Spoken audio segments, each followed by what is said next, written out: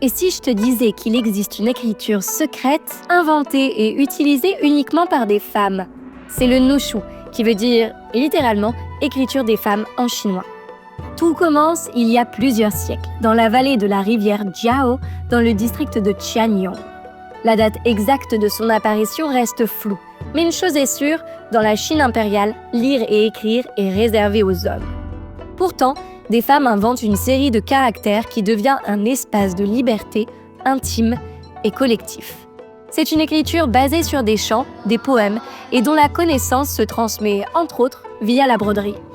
Les caractères du nushu deviennent les supports des peines, des joies, des conseils, de femmes à d'autres femmes, un monde florissant à l'ombre de l'indifférence des hommes, jusqu'à 1949.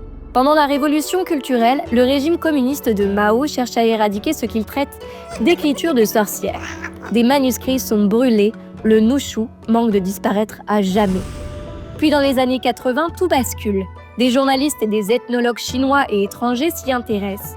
Des chercheuses en traduisent les textes, créent un dictionnaire et même une typographie pour les ordinateurs. Le nushu renaît. Aujourd'hui, il est redevenu un symbole de solidarité féminine. Sur Xiaohongshu, l'équivalent chinois d'Instagram, l'hashtag nushu dépasse les 72 millions de vues.